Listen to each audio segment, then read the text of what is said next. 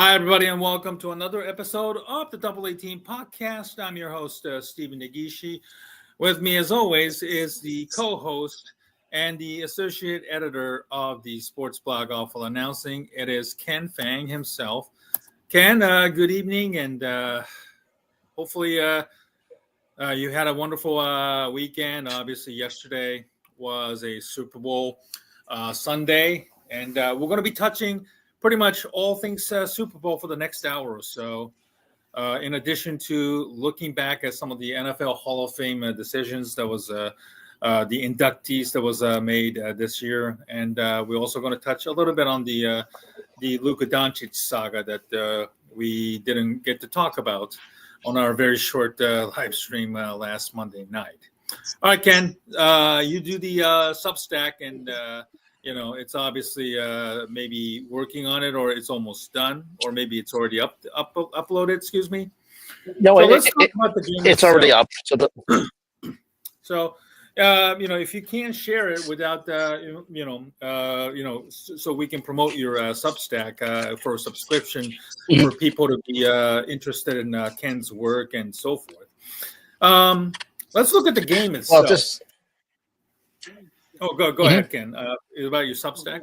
Well, the Substack is a review of the Fox broadcast, and forgive some of the noise around here. It looks like they're cleaning where we are, so I don't know if you can hear it, but just to let you know, I'm at my work area right now, so there's some cleaning going on. So forgive the extra extraneous noise if you hear it through my AirPods. But no problem. I'm still at the hotel where I am, just outside of Philadelphia, and I got to tell you, listen, we'll start with the game itself, and then we'll probably talk about the broadcast commercials and the halftime show, et cetera, based on what you have written there too. So let's start with the game itself. I was watching a game with a colleague from Japan who has never seen the Super Bowl, of course, on TV. It's usually about like 7:30 in the morning, Japan time, to watch the game on a Tuesday morning. So I took him to a nearby sports bar. We got there about 5 o'clock, fairly early because obviously the seat starts to fill up. And, we had to sit and endure the next 5 hours or more of what turned out to be a, let's be real, Ken. The game itself was a complete, the Eagles' total domination throughout the entire game. And, the Chiefs really never found any rhythm from start to finish. And the score is the reflection of the entire game as a whole. Well, if you remember last week, Stephen, I said this game wouldn't be close. I felt that Philadelphia would be winning this game. I think that Philadelphia came in and just showed who was the better team. Their defense gave Patrick Mahomes fits. They only rushed 4. They never blitzed anybody. So this is similar to what Tampa Bay did in the other Kansas City loss when Tom Brady won his last Super Bowl. Ironically, Tom Brady was in the broadcast booth for this game as well. So it's interesting that it was a 4 down linemen that were just they weren't blitzing. They didn't blitz at all. Yeah. And it was a fantastic performance by the defense, by the Philadelphia defense. They gave Mahomes fits all night, and he threw 2 picks that he normally wouldn't throw. One was a pick 6 to Gene. Yep. The other was to Zach Bond.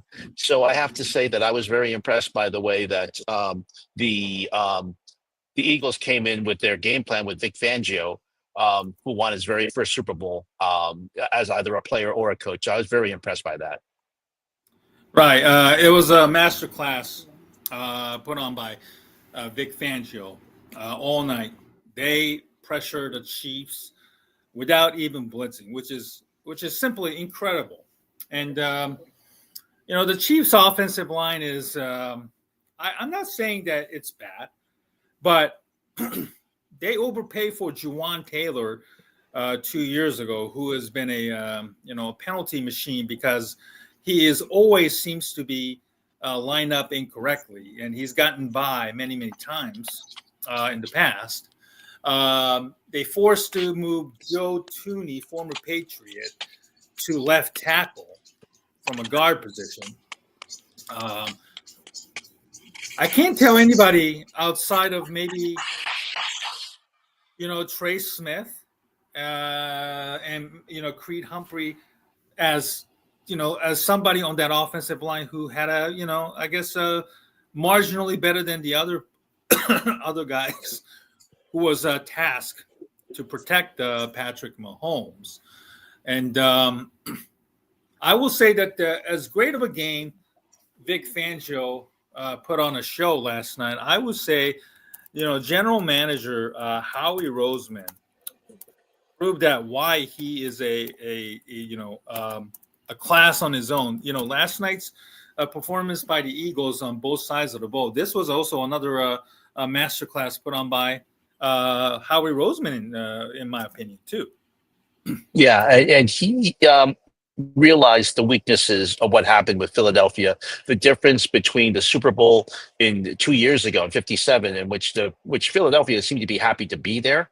Right. You could just see they were angry last night, Stephen. They were just very angry and just wanted to prove a point to that they belong there.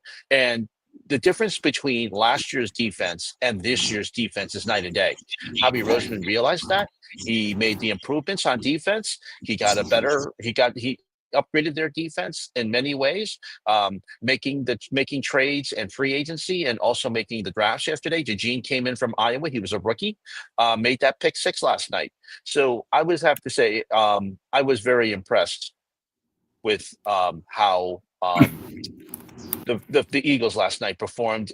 They just did a fantastic job, and I'm going to have to say that hats off to them. I just didn't think that Kansas City. I think the fact is Kansas City came in. I don't want to say they were a red herring or anything like that. They deserved to be there, Stephen. They beat everybody that was on their schedule. Right. But they had a lot of close games, and sometimes your luck is going to run out, and that's exactly what happened last night. Everyone was complaining that there was a lot of Chiefs fatigue, and there was a lot of conspiracy theories about calls that went their way. And of course, we all remember that a couple of times they were on the verge of losing, and they did a blocked field goal against Denver, which deserved to win.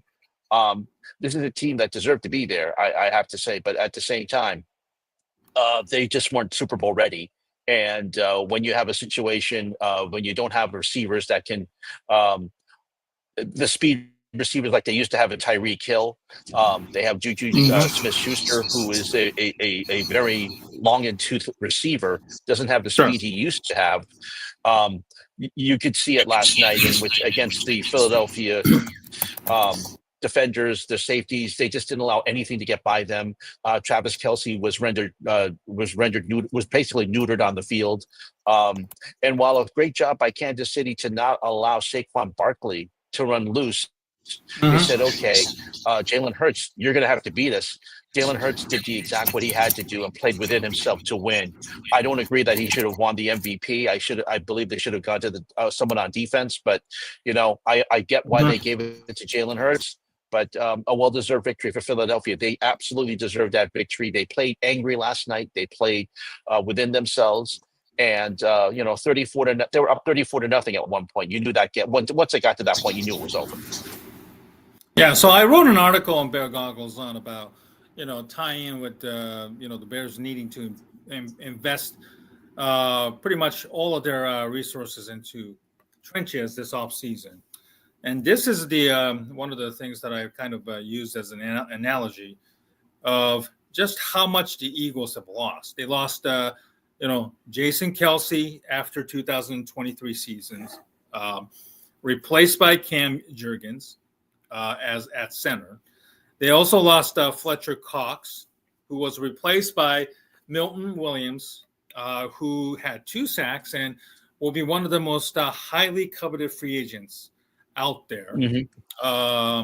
Let's see. They also had Hassan Reddick, who led the team in sacks in 2022 and 23 before that lengthy holdout, and then being traded to the Jets, which also led to even more longer holdouts just for Hassan Reddick, unfortunately. I also mentioned, of course, Javon Hargraves, who signed with San Francisco, I believe, back in 2023, coming off a Super Bowl 57 appearance to a big contract. But now San Francisco is ready to, cut him when the new year begins with a post-June 1st designation. So, the Eagles are, kind of like a step ahead, when it comes to these things. And for them to lose this many people in the trenches, and yet they still have a defense that they can dominate, and then the offensive line is as good as they ever been. With Jordan Mailata, Cam Jurgens, Landon Dickerson, and I forgot the name of the first name, but the tackle Johnson, who I think will be a eventual Hall of Famer down there. They're loaded. Blake Johnson. Oh yeah, thank you. He is good. Their line on both sides has been solid, and Vic Fangio taking over as a defensive coordinator to accelerate their pass rush without even blitzing. Let's not forget Zach Bond was a terrific addition. As a Saint, somebody coming over from Saints who was barely not somebody that you think of as a star, and then he was the key piece on that defense. Signed a 1-year contract, and I'm sure the Eagles will find any means necessary to keep him, even if it means that they'll end up losing Milton Williams or Josh Sweat, who had 2.5 sacks himself last night, and is also a free agent and looking to make a huge dollar, as a free agent. So, there are going to be some, losses. That's the life in the NFL these days. But listen, I'm not going to bet against Howie Roseman to find a way to, fill those holes, and the Eagles will remain as competitive as they ever been. Now, as for the Kansas City Chiefs, Ken, you said it. The Chiefs have been kind of towing a fine line, pretty much this past year and even parts of last year. They haven't been able to overwhelm anybody.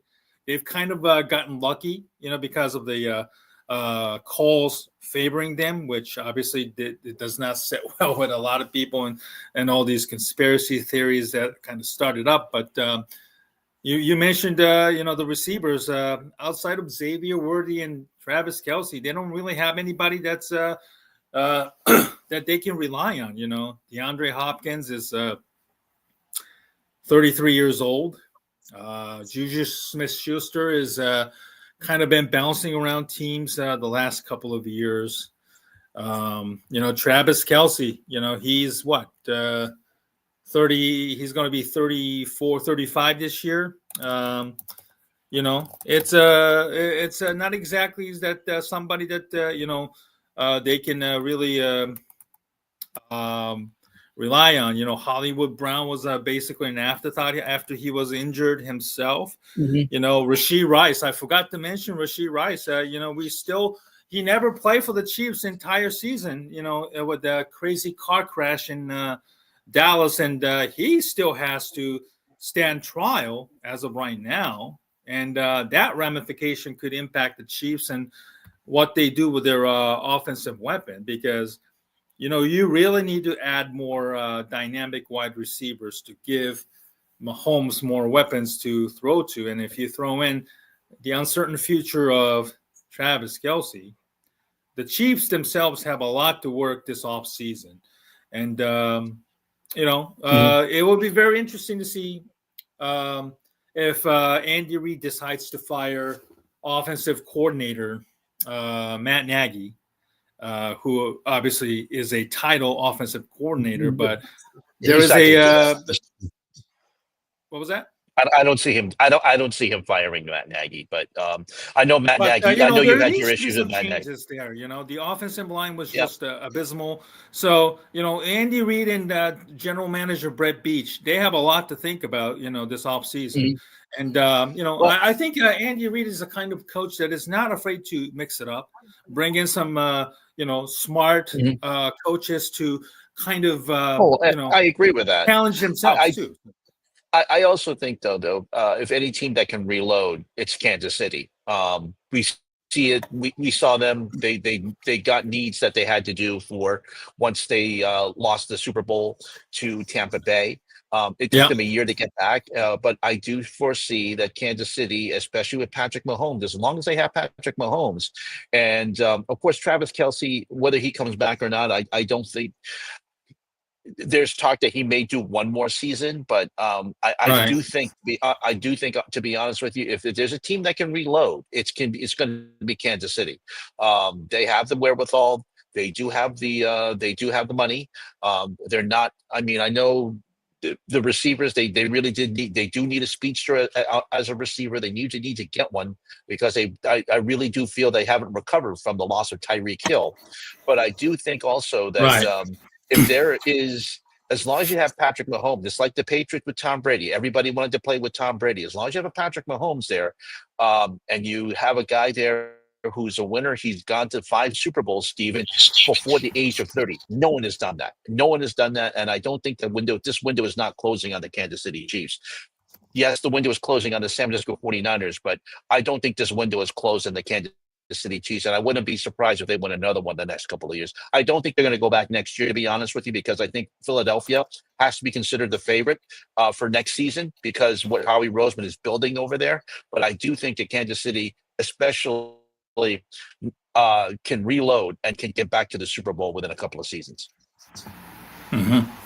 Yeah, it was a complete blowout, and it was really, really tough for somebody like me to really pay attention to the game itself, where I had no dog in this game, and I'm sure it was the same with you as well, Ken. Obviously, living in the New England area, but Well, I had to. I paid attention because I did the review for it. I was listening to Tom Brady and also yeah, watching the production, which is in my review on sure, Substack. It's sure, sure. substack.com at Fangs Bites. But I do think that overall, what's interesting is that and I can we can also mention this right now because it just broke before we came on the air.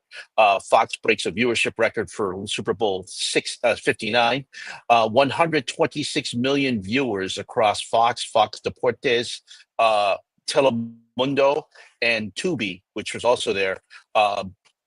Fox is projecting, conservatively projecting, is what the press release that I got today about 45 minutes before we went on streaming.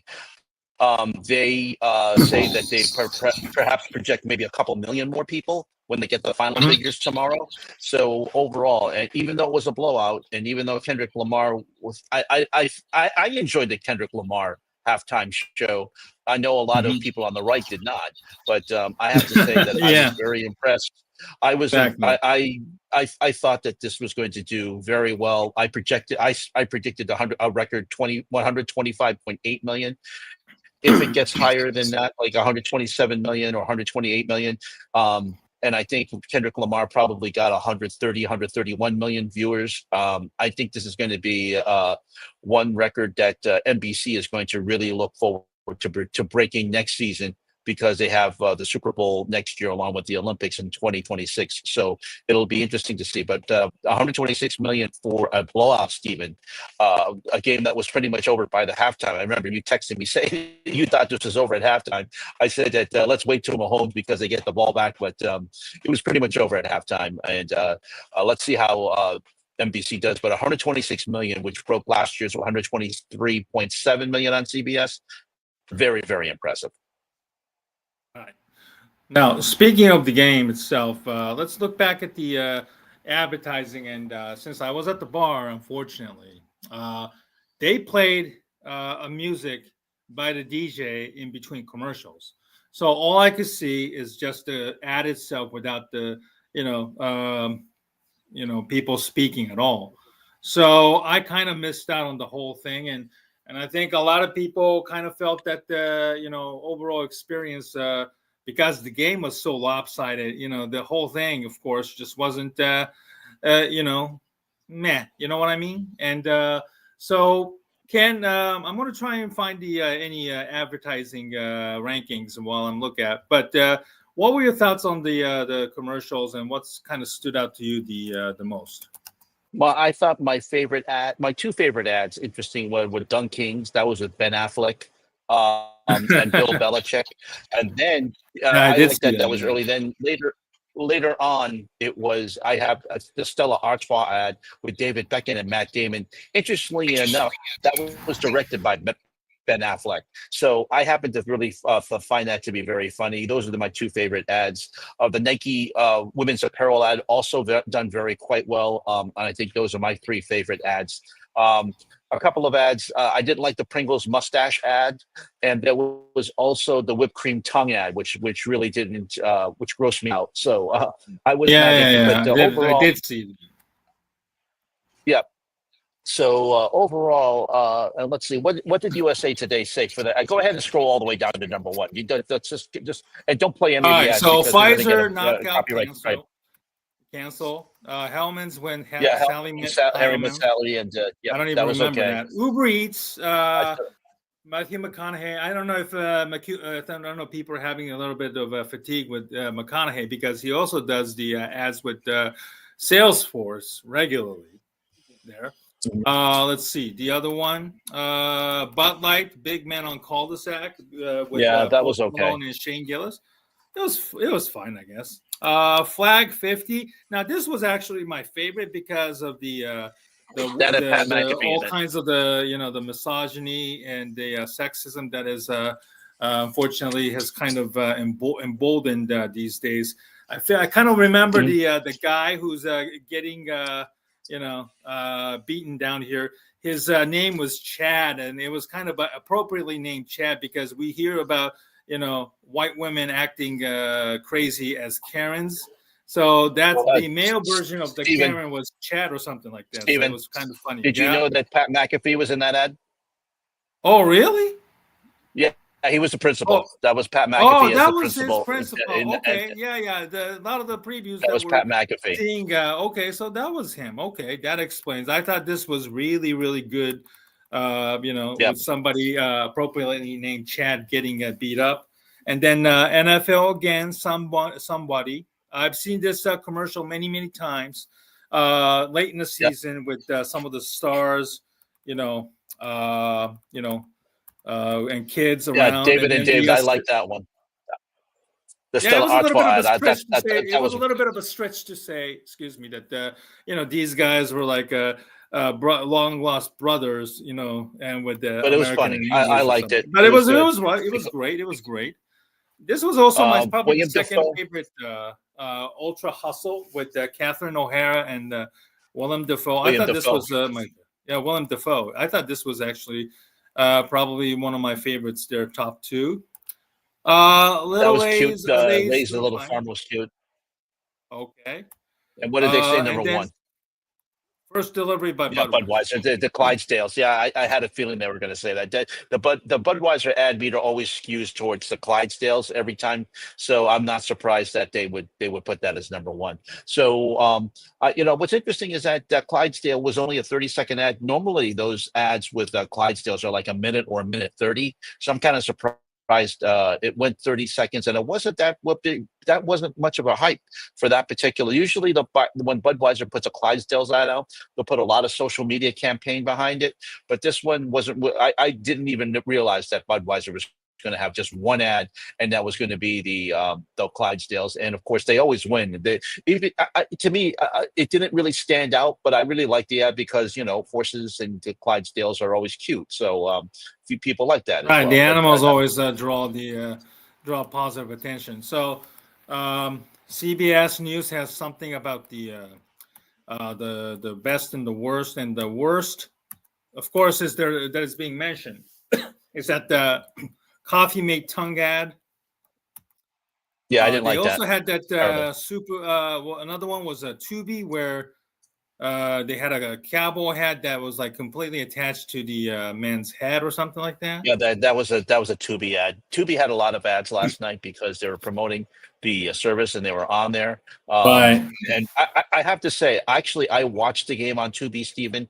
It was actually ahead of YouTube TV's feed, and it was actually a much cleaner feed and looked very, very good. So I have to Oh, say, the okay. Tubi Fox, which normally doesn't have a streaming a component, used Tubi last night, and it was very clean, and Hmm. I was very impressed with it. So they ran the entire day of programming for Fox, and they went from the Hmm. pregame show all the way down to the postgame, and their feed was very stellar, very crisp, very clean. So as someone like me who has sold televisions in 4K for last in 2023.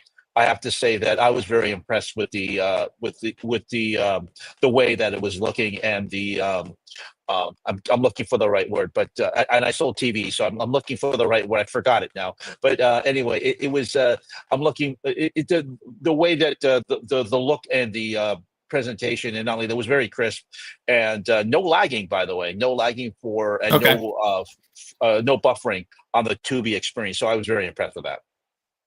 And then they also mentioned the Chat GPT as uh, the worst ads. I know Yeah, somebody that was was a very joking bad that ad. maybe they used Chat GPT to write the ad on its own or something like that with Yeah, the it was black and terrible. white. It's a Yeah, black and white, the pixelated images. But yeah, it just wasn't.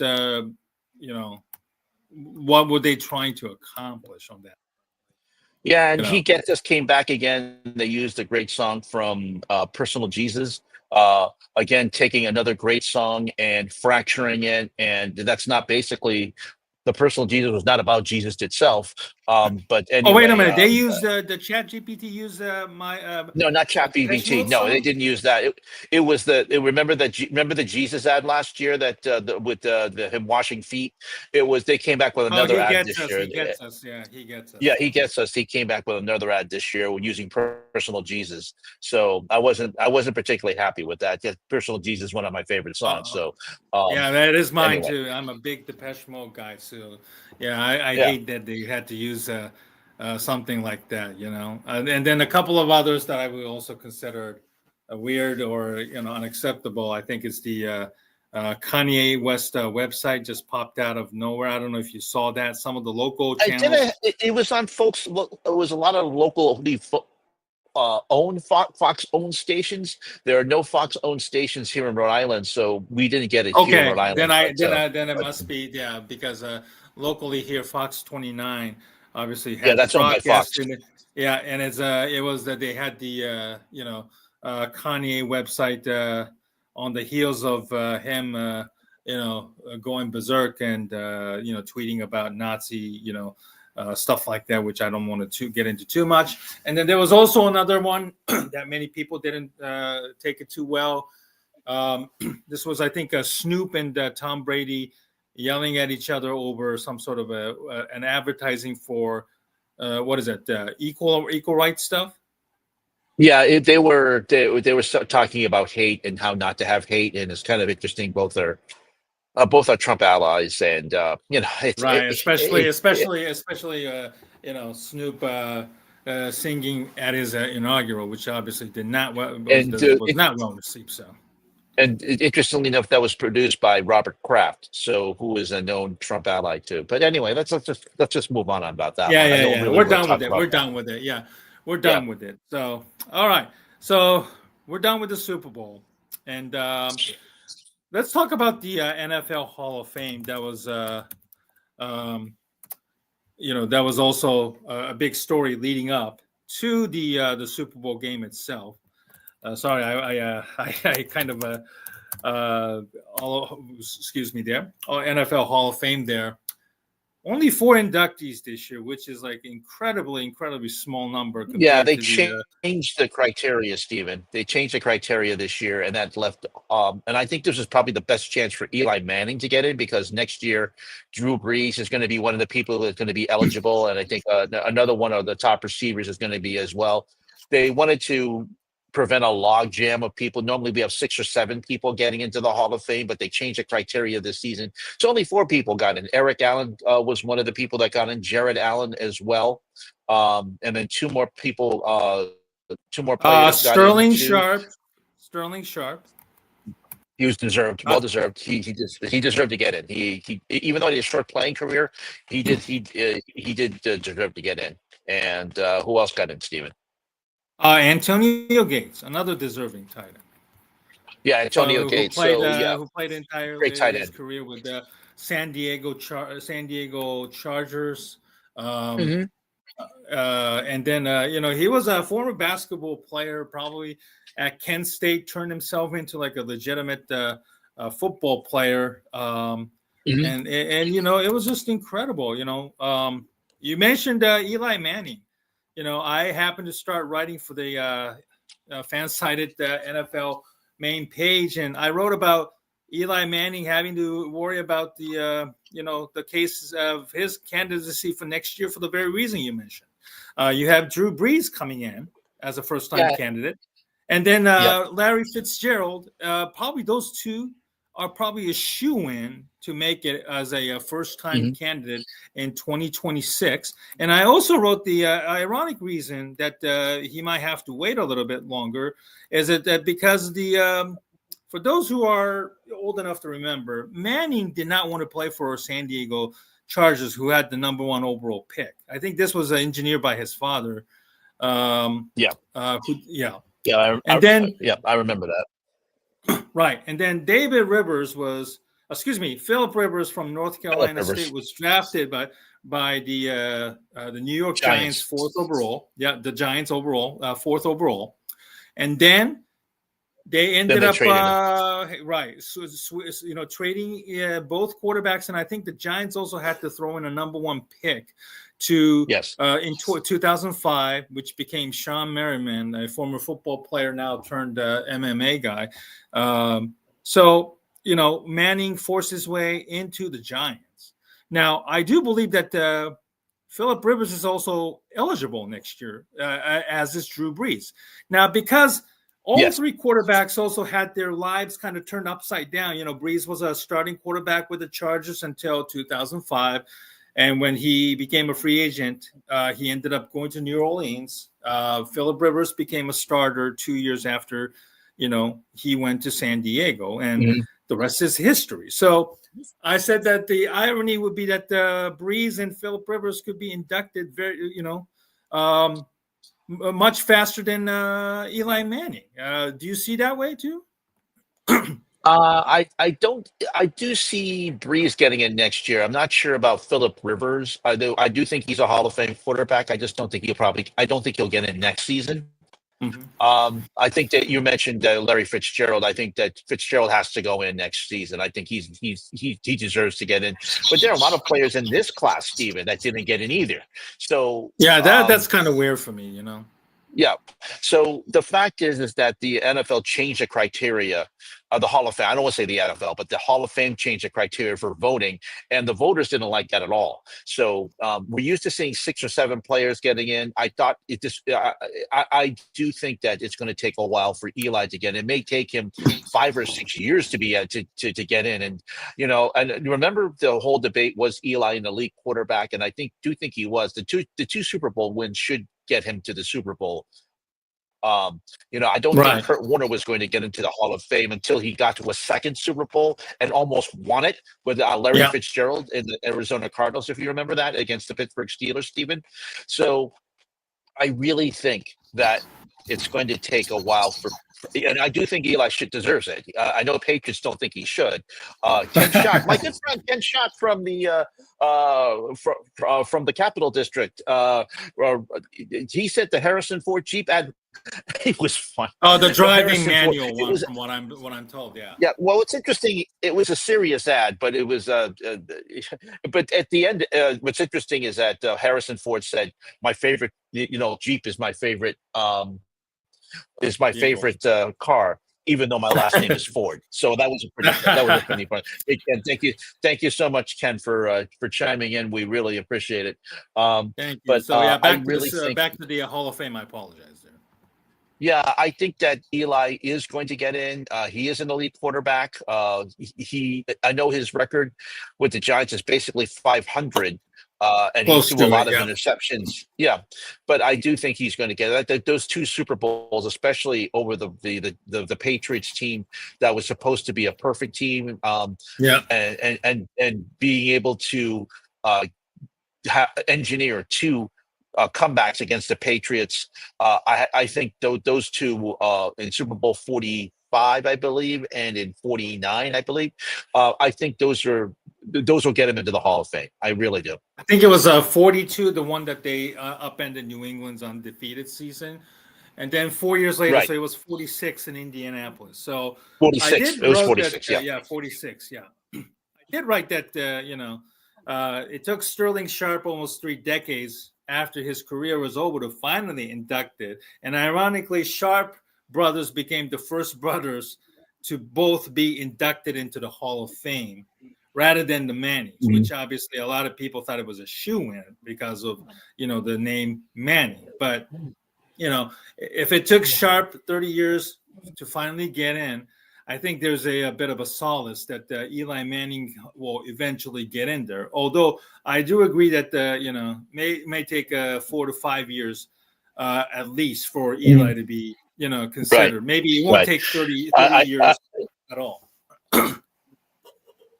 I Go know ahead. that my friend Ken Schott, who's an Eagles fan, is very happy to hear that Eli Manning didn't get in this season. So I have having seen Eli beat his Eagles quite a few times when he was there at the Giants. But I have a feeling though. He will get it. So, and by the way, Mm-hmm. congratulations to Ken and all the Eagles fans who are very happy to see the second Super Bowl in 8 years. Congratulations to all the Eagle fans, and fly Eagles fly for you guys. How's that? I know you're still in Philadelphia, so you got to see all the coverage last night of all the drunks out in Philadelphia after the game last night. Yeah, I did see it. Yeah, the fans were out and about in the famous Broad Street till maybe well past midnight. The fans were standing on the poles and objects, climbing up, and yeah, it was a chaotic scene. And I after the game was over at a bar around just after 10:30, I took my Japanese colleague to a Dick's Sporting Goods nearby, which happens to be, Mhm. like a half a mile from the hotel, thankfully, just to see if there was anybody, lining up or if the store was open. And sure enough, the store was actually open. There were already about maybe more than 30 people, close to 30 people, excuse me, waiting in line. And we decided to, give it a shot. And we got in about half an hour later. There were actually, people waiting to be go in, because there were some people already inside to Mhm. control the crowd, etc.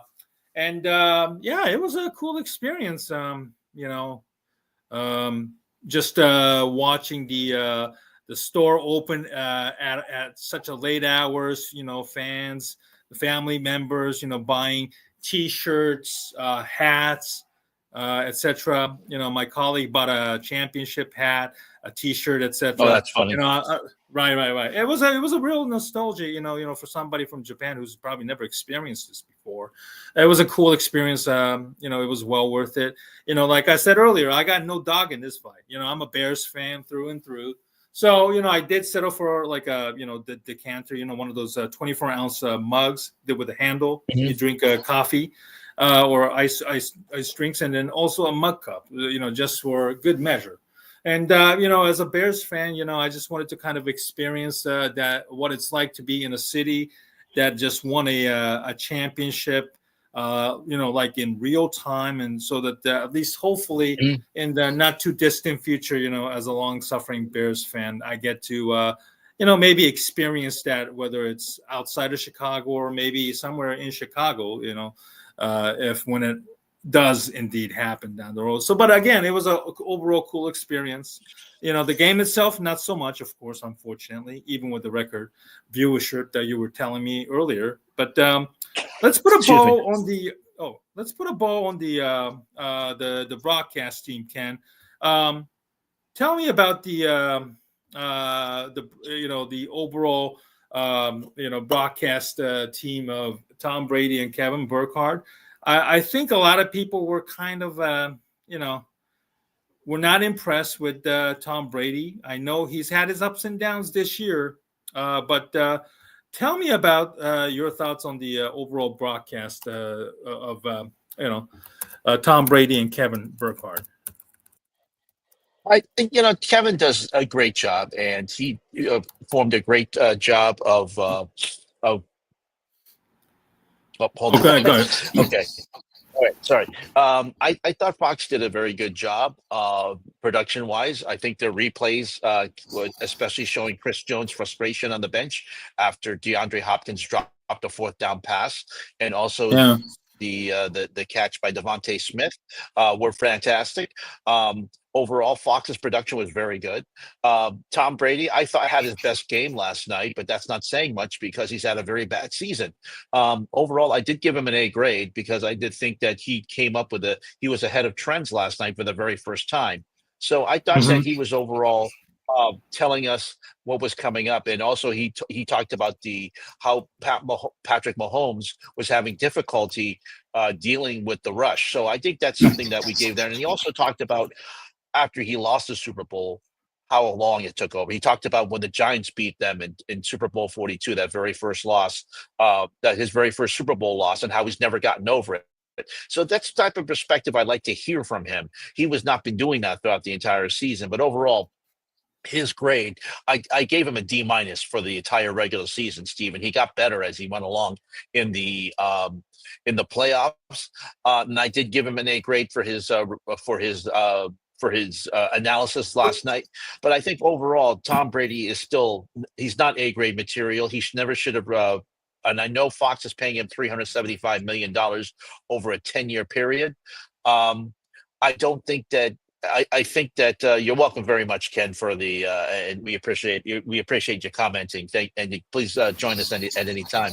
I have to say that Brady is not uh, an A analyst material. He's not on the level of Troy Aikman. He's not on the level of Greg Olson. He's definitely not on the level of Chris Collinsworth or Tony Romo.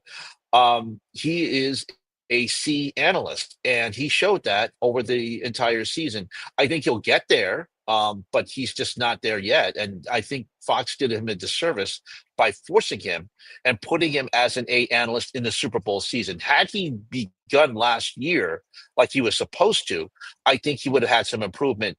I don't think he's still at A level yet. And I don't think he's going to get there in 2 seasons. It's very difficult. No one is like Tony Romo, who was immediately showed us. I think the networks got spoiled by Tony Romo by showing that he was predicting plays and being an A level analyst right off the bat. No one is like that, and we've seen that before. ESPN tried that also. As well, and it didn't work for them. They've tried several, people and try to hire them right off the bat and put them on the A analyst, and it doesn't work that way. You have to move yourself up. Greg Olson had to work a couple of times. Troy Aikman had to work with Moose Johnston before he got, and also team with Chris Collinsworth before Right. he became at A level. It would have been better if Brady had teamed with Greg Olson or even somebody else on a B team level, before he got to this until Fox made this decision to put him on the with Kevin Burkhardt. It just doesn't work that way, and he's gonna have to work out the kinks. He's gonna have a lot of growing pains. He had them this season. His very first game was awful. I thought that although with his first 17 games, Stephen, which he was really really bad, and there were a couple of Brady defenders who said, "Oh, don't you think that he'll work into it?" And I said, "It's tough to do it on the fly." And like I said, overall, I think I would give him a grade of D plus all throughout the entire season, even though he got an A yesterday, and he did very good work on the NFC Championship, and he also did very good work in the divisional round. But still, you're not a Super Bowl caliber analyst and you have to grow into it. Troy Aikman is one of the best now because he's grown into it. And he just doesn't care anymore. He doesn't care who he defends. And you can hear it in his voice, but he's very good at it, and he's fantastic. And same with Collinsworth. It's going to take a while for Brady to get there, and Fox is hoping that. I predicted originally that Fox was going to cut bait with this. They both his agent Don Yee said that he would come back for next season. That's probably the truth, but I wouldn't be surprised if Brady just says, you know what, I want to be the part owner with the Raiders and not do it anymore. But I have a feeling he'll be back next season. And what about but also overall, I think Fox did pretty well. What about the broadcast team? The usual. I think there were kind of rumors about this might be it for Jimmy Johnson with their weird usage of the AI and everything there. Yeah, I saw that, and I think it was a tribute without him saying goodbye. He said he's taking it one day at a time. He told my colleague Andrew Buchholz, who lives in New Orleans and who writes it down in Awful Announcing. He lives down in New Orleans and does a great job for us. He went to this Fox Media Day and he asked Jimmy Johnson, and Johnson says that he's more leaning towards retirement than anything else. But I don't. Johnson wouldn't commit to it yesterday. They made him a tribute. He was crying on the air. I have a feeling that maybe Johnson takes a part-time role next season because Fox wants to get younger. He was one of the original people who came on board with Fox in 1994, if you remember, Stephen. It was him, Howie Long, Terry Bradshaw, and James Brown, who were the original Fox NFL and I Sunday think Anthony Munoz was also earlier. Fox Munoz was an people announcer, then. but he wasn't on. He wasn't in the wasn't? studio. Munoz was more. No, he was a game announcer. I think he worked with Kevin Harlan, as a matter of fact, the first two seasons that before Harlan went to CBS. But I really, to be honest with you, even if Jimmy Johnson doesn't declare that his broadcast career is over, he may probably do it on a part-time basis next season. Stephen, I wouldn't be surprised for that. But it looked like yesterday it was as close to a retirement without saying retirement. Mm-hmm. Let's see what happens. Sometimes you spend your entire off season, gone from the football for the next 6 months, pretty much, or even 7 months, and then you feel like you feel rejuvenated. You're basically don't have to talk about football or even look at football at all. So basically, you're pretty much all on your own. Jimmy down there in South Florida, like he's always been there. Go fishing, go sailing. Be at the beach, etc. Maybe that might change his mind, but like you said, I think that is a closest to being a goodbye without saying it, and it probably wouldn't shock me if Jimmy decides to take a lesser role, and maybe he and Terry Bradshaw go out together in style. Maybe Terry's already said he's coming back. Terry's already said he wants to wait for another Super Bowl to retire. So no, that's what I'm saying. What I'm saying. I said that maybe both guys will retire together eventually. I think there's like a pact that they might probably have that maybe they want to kind of stick to it for another 4 years. I see Terry. Jimmy's in Jimmy's in his 80s. He's 81.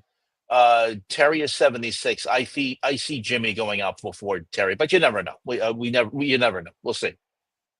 Right, and the Fox better be careful about how they handle these things too, when it comes to the way they do businesses, because obviously we touched on it last week about the lawsuit against Fox Sports executives, right? So they got a problem of their own, so they don't want to be hit with another lawsuit for ageisms and inappropriate firings or whatever, discrimination and stuff like that. So anyway, let's talk about finally the Luka Doncic trade.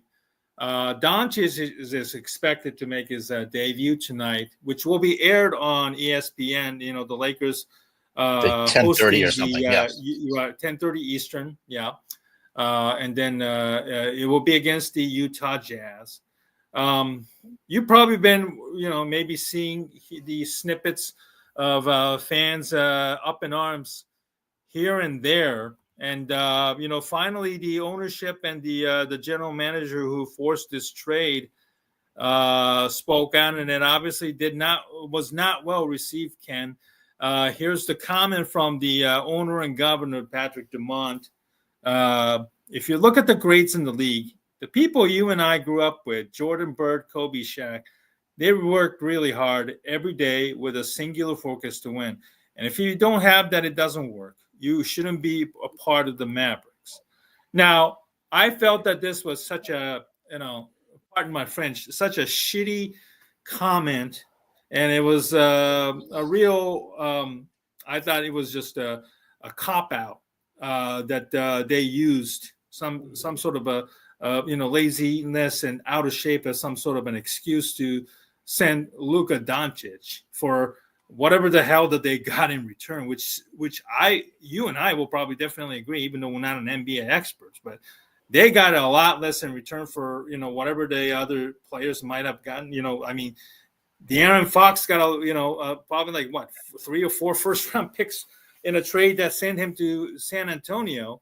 And, here, you're making this crap excuses about being out of shape when he was literally a mesh unit by himself, playing with so much pain and injuries, and then powering the team to an NBA final where they were bounced in 5 games against the champion Boston Celtics, and then adding more fuel to the fire to the angry fans who are protesting almost every day outside the American Airlines Center. So, Ken, I know it's been a week since we had this discussion, and you've probably seen it, the protests and here and there. How do you feel about the fans protesting, and how do you feel about a guy like Dumont adding fuel to the fire with his comments? Well, I can't really say much. I didn't hear about those comments, but it's just seeing them there. It's not right. It's the MO of a lot of executives when they trade or they allow someone to go on free agency is that you trash them on their way out. It's not right. You just be classy. Right.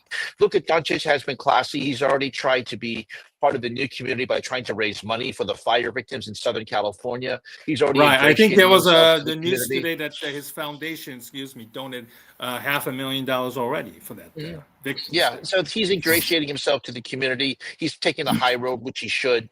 He's going to let his play, speak for himself.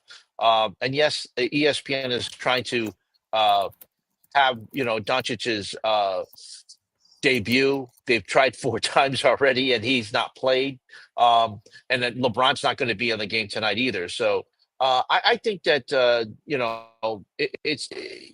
I think Doncic is a classy person. He knows what he already put an ad out in Dallas thanking the fans in regards to that. So he's not going to fall into this trap by getting into a war of words with Dallas management. I do think, Stephen, that eventually Doncic, like I said, will let his play speak for himself. And when he wins a championship, I'm going to say when he wins a championship with the Lakers, that will be the ultimate scoreboard for him against the Dallas Mavericks, because the Mavericks have, for them to trash a player on the way out, you could just be classy and just say, hey, thanks for the service. And, we had to make this trade and we felt it was the best thing to move on and the best way for us to move ahead, even though it really wasn't. Just be classy. Just don't trash a player on the way out. I don't know why management likes to do this on all. We've seen it in every sports, Stevens. It seems management just likes to trash players on their way out, and it's not classy. It's not right. It's usually the players who trash the team, the front office, or even the fan base. Right. But the fact that he brought in Shaquille O'Neal, who is not exactly known for his work ethic, and which obviously led to the fallout with him and Kobe Bryant to be split up, in Los Angeles. So it does kind of expose just his maybe not so much deep knowledge of the basketball, and it really kind of touched the nerves of the Mavericks fans, certainly, and it's understandable. Dumont also did say that they are not moving the team to Las Vegas. But I think we've all heard the same thing with the Baltimore Colts. That they said they're not moving, but in the stroke of midnight they ended up moving to Indianapolis Colts when nobody was paying attention. So I'll believe it when I see it. Obviously, Dumont's words don't mean anything to most fans, and they probably take it with a grain of salt. And certainly his trashing, like you said, of Luka Doncic does not sit well with the fans, and certainly it adds more fuel to the fire. And I understand the fans are a short word for fanatics, and that's understandable. He is the legitimate superstar to come to that organization for the first time in a long time, since the retirement of Dirk Nowitzki. And it was, fitting that one former European star, takes the reign from another European star. And it was going to be a fantastic, marriage, but it's unfortunate. So I'll be very, very curious to see, Luka Doncic and how he handles playing in a bigger market. And Anthony Davis, unfortunately, lasted only 3 quarters before he suffered a sports hernia injury or something, and now he's out for foreseeable future, if not the rest of the season. So, yeah, the Right. Mavericks are unfortunately already in trouble right now, Ken. Right. Let's quickly, before we end, coming up this week is the Four Nations Face-Off. This is taking place at the NHL All-Star Game. It'll be 4 nations. Again, this is the Gary Bettman trying to find another revenue stream for the National Hockey League. He's had the World Cup. He's had this. He's had. He's never been a fan of the Olympics because the NHL doesn't make money off of it. So he's trying this Four Nations Face-Off. It'll include rosters from Canada, the United States, Finland, and Sweden. They'll be playing in a round robin format before we get to semifinals and the finals. Boston will be one of the host cities. Toronto will be the other. It'll be fun to watch. TNT and ESPN will have it for you. I just wanted to mention that that's going to be coming up. And like I said, it'll take the place of the NHL All-Star Game because the NHL, all the teams are off on the break. So players like Sidney Crosby, they're going to be playing for Canada. Linus Ullmark, who was a Bruins goaltender last year, he's going to be playing for Sweden. It's going to be fun to watch. It'll be interesting to see. And ESPN will have the finals coming up when everything is all said and done. But it'll be fun to watch. And just wanted to mention that before we signed off. All right, Ken. Well, listen, thank you so much. It's good to catch up with you again to look back at the Super Bowl. The NFL season is officially in the books, so it's going to be really, really tough to talk about, something outside of football. But, baseball is around the corner. Cubs reported it to spring training very early because they're obviously playing in Japan this year in mid to late March. So, baseball's around the corner. College basketball is about to heat up, hopefully, with the tournament coming very, very soon in March. Obviously, the seeding and the standings will, have a huge impact moving forward. Ken, have a wonderful evening. Go ahead. We also have the scouting. Yeah, we also have the scouting combine coming up in Indianapolis later this month, Stephen, and also the NFL draft, which we'll be discussing in April, and of course, don't forget the NFL schedule release, which will have a lot. So we have a lot of football coming up. Don't worry, we have football to discuss. But yes, we have a lot of things to go into. College basketball. We'll talk about a little bit about the Four Nations face-off next week, and anything breaking news, and if anything bad behavior happens against the Asian community, we'll be there to call you out as well.